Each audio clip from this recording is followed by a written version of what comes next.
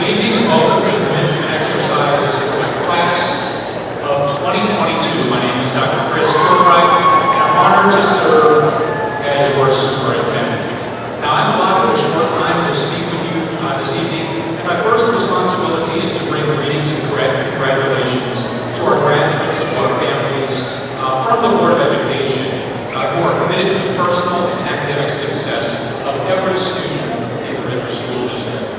The Board of Education and I appreciate the opportunity to work as partners with students and families in the classroom, on the athletic fields, on the stage, on the courts, and in the larger community.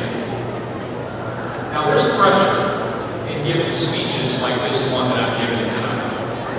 And that pressure is self-induced, as I want to make sure that I perform in a way that's respectful of our graduates, as well as respectful of the accomplishments that each of you have achieved.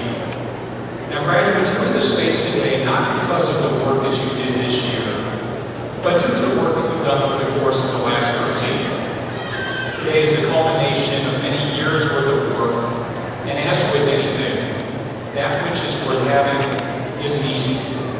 These last 2.5 years of your journey specifically have not been easy. Over the course of the last 2.5 years, graduates, you've learned, you've lost, you've achieved, and you've failed. This time is instructive as to what you should expect over the course of your lifetime.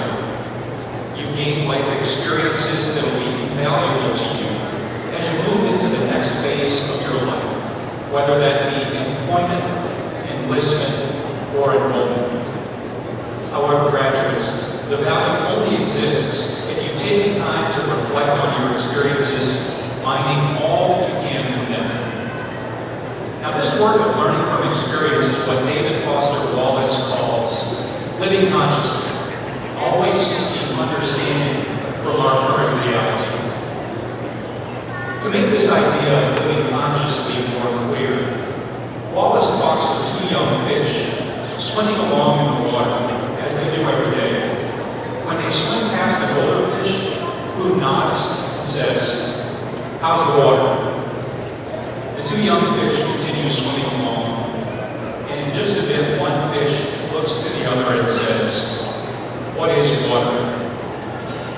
This idea in Foster Wallace's parable is that the most obvious important realities of our lives are often the hardest to see, the hardest to understand, and the hardest to talk about. It reinforces the idea, graduates, that the best questions, the most important questions in life, are the simplest. So let's let this sink in for just a minute. Think about how this lesson connects to our current challenges in this country.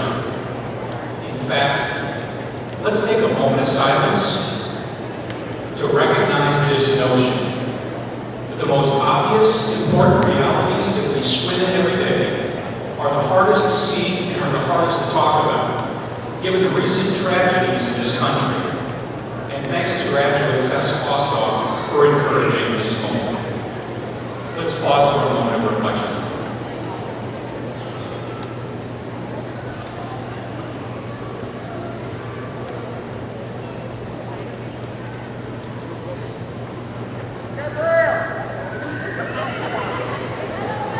Graduates, today is a day of celebration for you and for your families.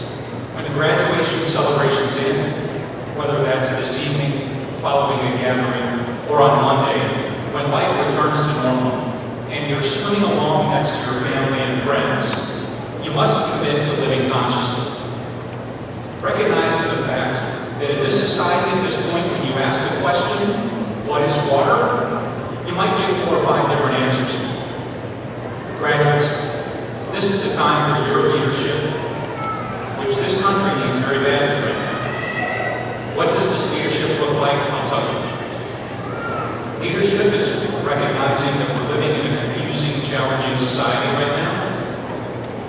That leadership is making space and time to share the lessons that you've gained through living consciously with every child who is seeking to understand the water in which they swim never assuming that there's a shared understanding